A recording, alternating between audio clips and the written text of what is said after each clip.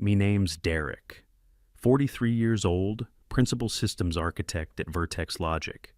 Sitting at my desk, just staring at a Teams message, not answering it, Ryan from engineering wants help with some data model, design mess. Half a year ago, I would have gotten up right away, walked over to his desk, spent an hour breaking it down, drew boxes and arrows all over the whiteboard, made sure he got more than just the fix, made sure he understood why.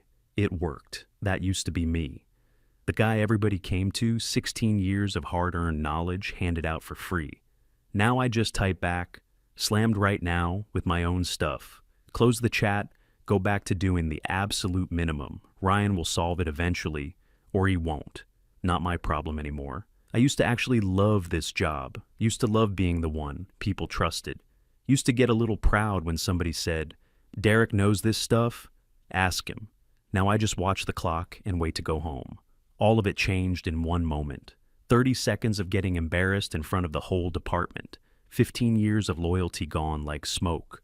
All because Phoebe Mercer decided to use me as a prop in front of everyone. Apparently my crime was being a man who knew too much. But I'm jumping ahead. Start at the beginning. I joined Vertex Logic 13 years ago. Came in as a regular mid-tier developer. Worked my way up the old-fashioned way. Not by kissing ass, not by office politics, just by being damn good at the work. I understood systems all the way down, could see how one bad decision in one place would wreck 3 other things. Later, could spot failures. Other people couldn't trace, could build architecture that didn't fall apart. The second traffic got real. After a while, I became the guy people automatically called weird technical issue. Nobody could untangle. Ask Derek ancient platform. Everyone else was scared to touch. Derek helped build it. He'll know where the bodies are buried. New initiative needs an architecture check before launch. Get Derek in the room before anybody commits to anything stupid. I was never management, never wanted. It didn't care about budgets or org charts or performance review.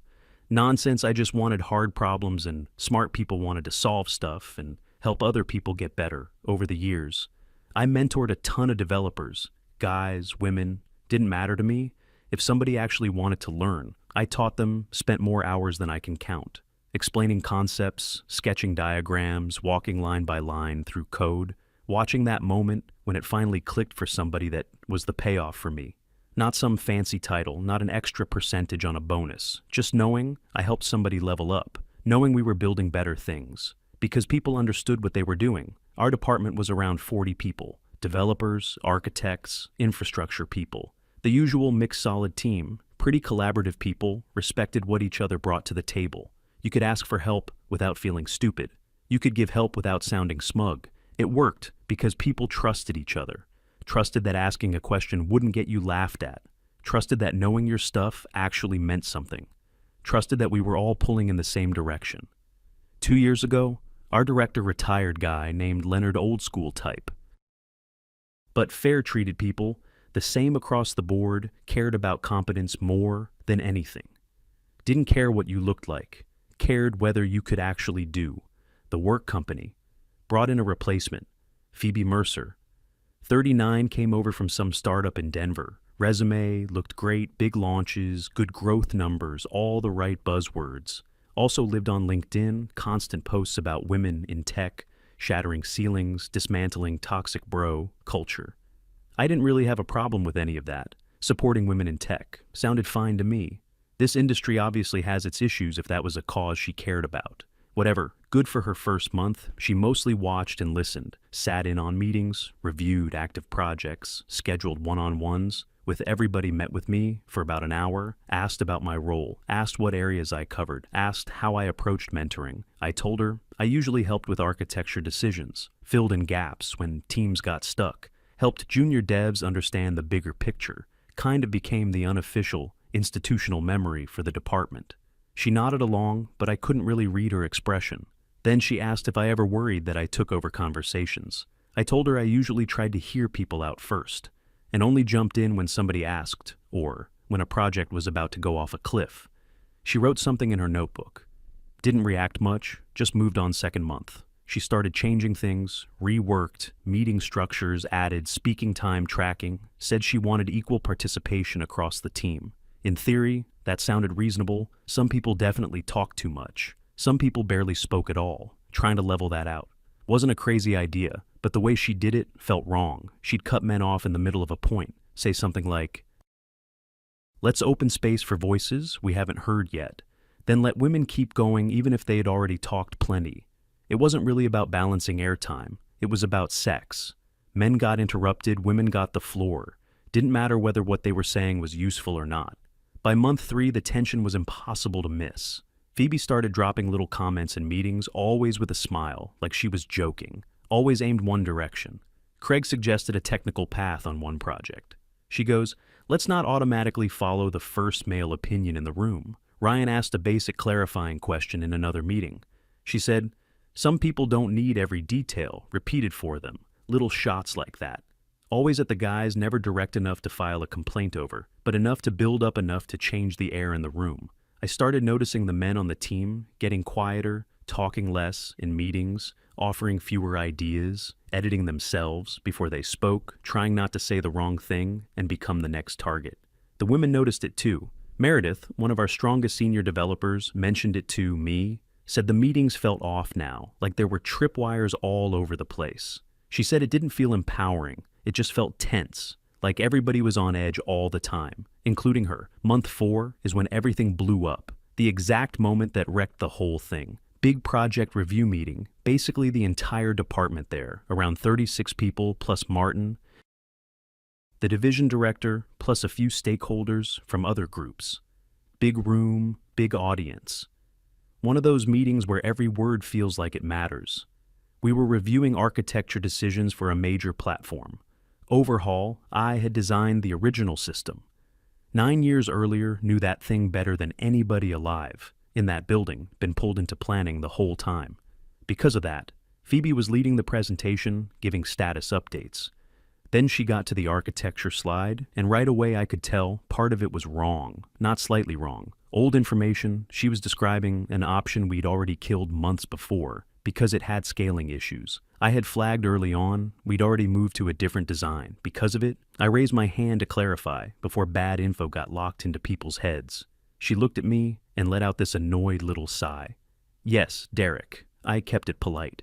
Said the approach on the slide had already been reviewed and rejected because it wouldn't scale properly. Said we'd gone with a different architecture, instead started explaining the reason for the change.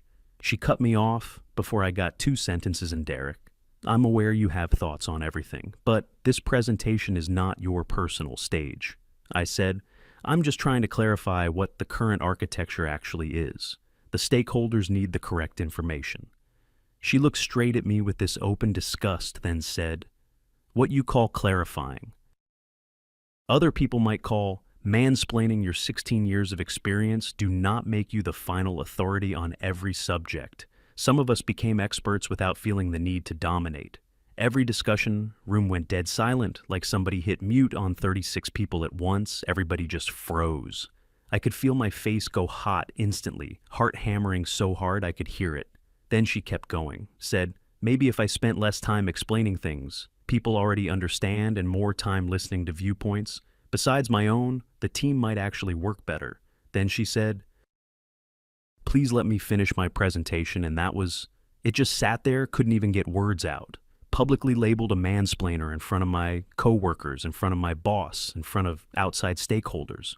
All because I tried to correct bad information about a system. I built a system they had specifically been asking me to advise on. Nobody said a damn thing. Not Martin, not the stakeholders, not the people on my own team who knew I was right. Everybody just stared at their screens or pretended to type. Nobody wanted eye contact. Nobody wanted to be near it. Nobody wanted to be. The next one she picked, meeting just kept moving, like nothing happened. But something had happened, something that wasn't getting undone. I barely remember any of the rest of it. Just sat there in this weird, numb haze, humiliated and half dissociated when it finally ended. I walked back to my desk, sat down, stared at my monitor, couldn't focus on anything, couldn't think straight, just kept hearing the same words over and over. Mansplaining personal. Stage dominate every discussion. 16 years of showing up. 16 years of helping people.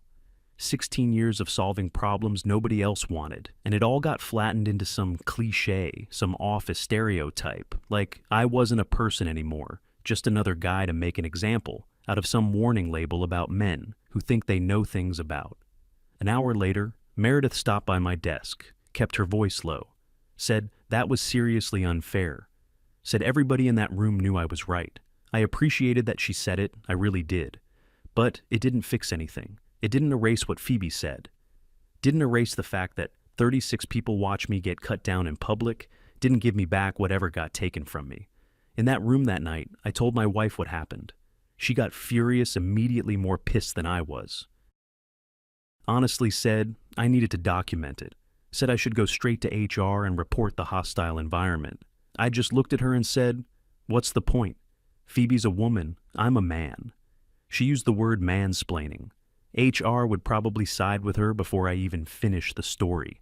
They'd tell me I needed to think more carefully about how I come across. They'd turn it into coaching for me, instead of accountability for her. I'd seen that movie before. Guy complains about treatment gets told. He's defensive. Woman's behavior gets framed as understandable. Guy learns to shut up and take it. That's what I learned. Keep your mouth shut. The week after that meeting, I stopped volunteering anything in discussions. If somebody asked me something directly, I'd answer as little as possible. Otherwise, I stayed quiet. Phoebe seemed happy with that. Probably thought she'd corrected my behavior. Probably thought she'd finally reined in the guy who took up too much space. What she actually did was kill any desire. I had to contribute. Ryan came to me later with a technical question. Something I could have solved in maybe 5 minutes. I told him, I'm probably not the right person to ask. Don't want to mansplain. He just stared at me, confused, said, Derek, I literally came here to ask for your help. I shrugged, told him maybe he should get somebody else's input, different perspective and all that. He walked off looking genuinely hurt, and yeah, I felt bad about that. But I also felt something else safe. If I didn't help, nobody could accuse me of taking over. If I kept my knowledge to myself, nobody could call me a mansplainer. Doing nothing turned out to be the safest move. So I kept doing that same routine with everybody. Craig asked me something about an old legacy platform. I told him I couldn't really remember. The specifics said he should just look through the docs. Yolanda, one of the junior devs, asked if I still had time to mentor people. I told her I wasn't really doing that anymore. Said Meredith might be a better option. One by one, I started turning people away, putting up walls where there used to be open doors, pulled back behind this shield of low effort and minimal contact. By the second month after that meeting, it wasn't just me anymore. Other guys in the department had seen exactly what happened, and they came to the same conclusion. I did talk too much. You're a problem, share what you know. You're taking up space, better to shut up and protect yourself. Meetings got weird, fast, empty. Everybody's sitting there, silent, waiting to be called on, like kids in class, giving short answers and nothing more. No follow-up thoughts, no pushback, no real discussion. The collaborative energy that used to make us good just vanished, replaced by this cautious little survival mode. Problems that would have been solved in 10 minutes of open discussion started dragging on for days. Ideas that used to move around the room stayed trapped in people's heads. Whatever spark the team used to have just died. All that was left was compliance. Meredith saw it too. Told me the team felt dead now, like working with a bunch of zombies. Everybody technically there, nobody mentally present. She tried to keep some momentum going, tried to keep meetings alive, but one person can't fake the energy of an entire team. By month 3, the damage started showing up in numbers, productivity metrics, slipping deadlines, getting missed, projects starting to drift, bugs that would have been caught in review. Made it all the way to production because nobody wanted to be the one to speak up. Architecture calls were getting made without proper technical input because the people with that input had stopped giving it. Ryan's data project started running into issues, the exact issues I would have warned him about if I'd still been willing to help. I watched the whole thing struggle. From a distance, felt 2 things at once. One was vindication because I knew I was right. The other was guilt because I could have prevented it. But helping meant sticking my neck out again. And I wasn't willing to do that anymore. Craig started interviewing with other companies, told me quietly. One day he couldn't stay under Phoebe much longer. Said the place had gotten toxic. Said he didn't feel respected, didn't feel safe either. I told him I got it, because I did. He asked if I was looking around too. I told him I was thinking about it, hard not to. After everything I'd put 15 years into that place, but What exactly was I holding on to? If this was what the culture had become, month 4 after the incident, Craig was gone, accepted an offer somewhere else in his exit interview. He brought up what happened, to me, said watching Derek get publicly humiliated made him realize nobody there was protected. If the most trusted technical person in the department could get ripped apart in front of everybody, then what chance did anyone else have? Phoebe brushed his departure off, said some people struggle with accountable leadership, said Craig leaving opened room for more diverse voices. Almost laughed when I heard that. Lose a strong engineer call it progress month 5 is when the big project started coming apart. The same one from that meeting, the one where I got shut down, architecture problems started surfacing, the exact problems I'd tried to point out before. I got silenced. System wasn't scaling the way it needed to. Performance issues started stacking on each other. Client deadlines suddenly looked shaky. Martin finally stepped in and asked for a technical assessment. Phoebe tried to manage it on her own at first, but she didn't have the depth for it. Eventually she had to come. To me, walked over to my desk, looking more uncomfortable than I'd ever seen. Her said, "Derek, we need your input on the architecture issues." I looked up at her, the same person who'd embarrassed me in front of the whole department, now standing there asking for the expertise. She'd mocked the expertise she'd called mansplaining. I told her I was probably not the right person. Said I wouldn't want to dominate the conversation that landed. She actually flinched a little, then said, "I know things were said, but this is critical." I said things were said? Yeah, in front of 36 people. My competence got questioned. My motives got turned into a joke. And now suddenly you need my help. She still didn't apologize, just said, "The project needs you." Derek, I told her the project needed me 6 months earlier, too. Back when I tried to give accurate information, and you called it mansplaining. Then I turned back to my screen, told her I had my own work to handle. She stood there another second, then walked away. And what I felt wasn't exactly satisfaction, wasn't revenge either. More like a weird sense of something closing. She rejected my expertise when I offered it freely. Now she got to see what it cost. When it wasn't there that afternoon, Martin called me into his office, asked me what happened between me and Phoebe, so I told him all of it. The meeting, the public humiliation, what changed after how I stopped speaking. Because speaking up no longer felt safe. How other people started doing the same thing, how the team slowly died because its leader poisoned the room. He listened the whole time without cutting me off, then asked why I never came to him sooner. I told him honestly, I figured HR would back her. Guy complains about a woman, guy ends up being the problem. That's usually how that story goes. He nodded, real slow, said he wished I'd trusted him enough to come earlier, but said he understood why. I hadn't said the project failures had forced a lot of things into the open. He'd already been hearing concerns from multiple people, bits and pieces from all over the department. And once he started putting them together, it painted a pretty bad picture for Phoebe. A week later, she was put on administrative leave, pending review of her leadership style. HR sent anonymous surveys to the whole department. Questions about team culture, communication, management, all of it. I never saw the responses myself. But from what I heard, they were brutal detailed too. Same pattern coming up over and over. Men getting shut down, expertise getting brushed off, collaboration getting strangled. Month 6. Phoebe got moved into a different role, individual contributor. No direct reports, not technically fired, but everybody knew it was a demotion. The company announcement was all polished corporate nonsense, organizational restructuring, need for a different leadership model, all that fake language. Everybody knew what it actually meant. Martin stepped in as interim team lead first meeting.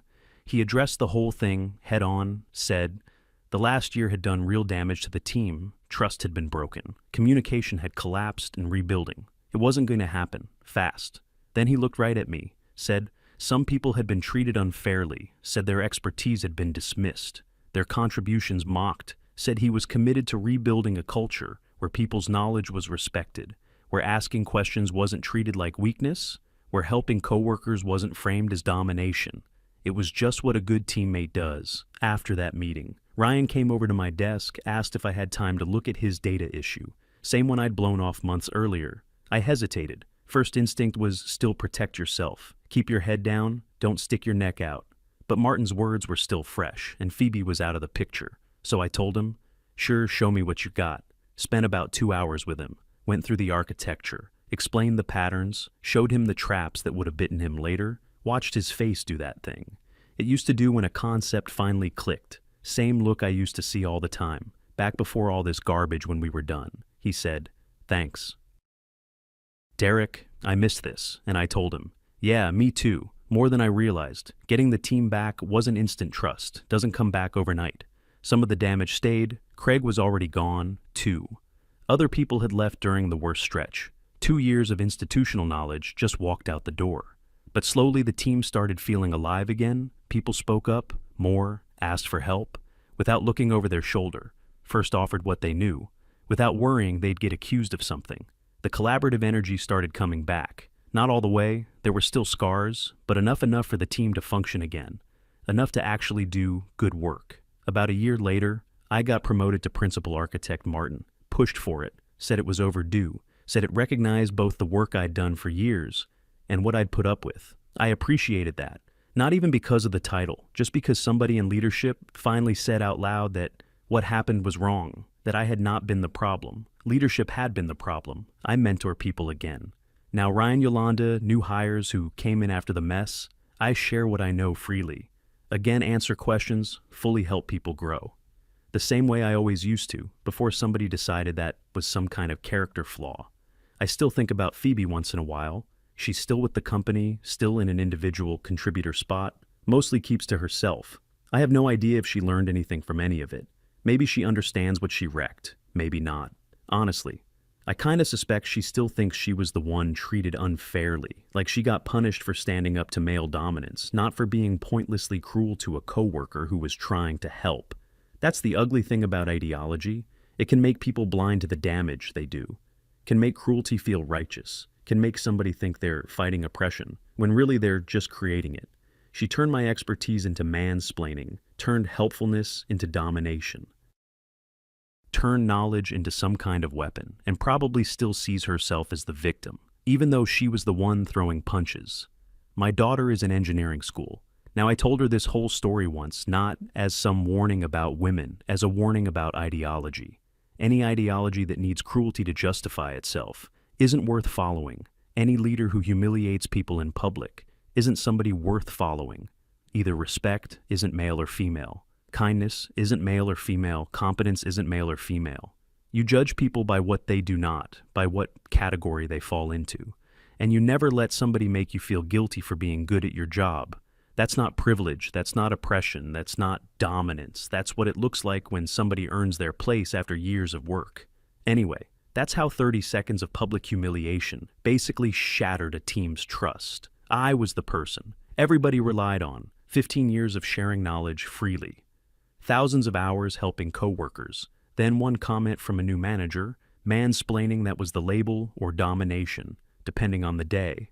Said in front of 36 people, including my boss, including outside stakeholders, easily the most humiliating moment of my career. And the room's response was silence. Nobody defended me, nobody challenged her. Everybody learned the same lesson instantly. Speaking up wasn't safe. Knowing things wasn't valued better to keep quiet. So that's what people did. They got quiet and the team just died.